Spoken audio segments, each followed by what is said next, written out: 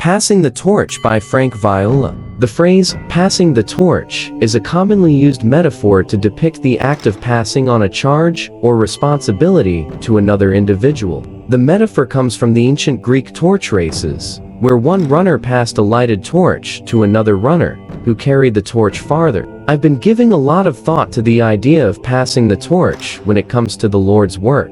Over the last 5 years, a number of God's choicest servants have passed on, but few of them pass the torch on to a younger soul. This is a great tragedy, and it's one of the reasons why the Lord's highest work has only moved in millimeters instead of miles. Last month, I was having lunch with a friend who told me about a dream Miles Monroe had before he passed away. Miles saw an Olympic runner lying in a coffin with his hands clutched to a baton. His fists were holding the baton so tightly that it was no small task to pry it from his hands. The point of the dream was that many of the Lord's servants refused to pass the torch to the younger generation. When my friend told me this story, he wasn't aware that this subject had been on my mind all year. A number of the Lord's choicest vessels will pass on in the coming days. The question is, will they pass the torch on to another servant of God, or will it die in their hands? Let me make 2 observations about that question.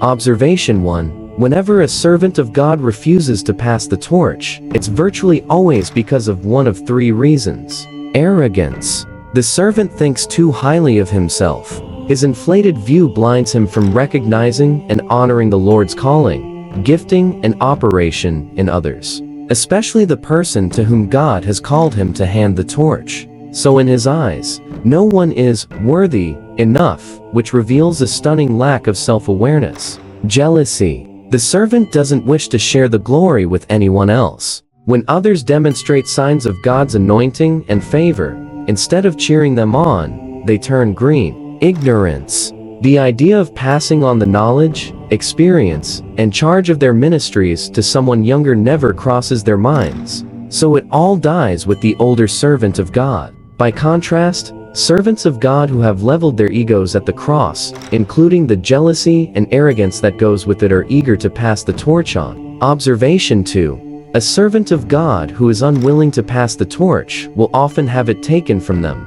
because the person whom God destined to carry it will end up seizing it. While God's highest and best is for the older to willingly pass the torch on to the younger, the call of God will sometimes compel the younger to grasp the torch nonetheless. Even though this isn't the ideal and contains its own drawbacks, it's far better for the advance of the kingdom than allowing the torch to disappear in the grave. I, therefore, wish to issue an indelible challenge to every servant of God, both young and old, for the former will become the latter one day. If God has handed you a torch to bear during your lifetime, make the decision now that you will not allow arrogance, jealousy, or ignorance to keep you from passing it on to someone else. If you die with it in your hands, it only reveals one thing: you never understood that it wasn't yours to begin with. And to all younger servants of God, find an older laborer in the Lord's vineyard whom you respect, who has a unique contribution and God's favor on their life, and be intentional about reaching out to them directly, so when the time comes for them to pass the torch on, you will be on their radar.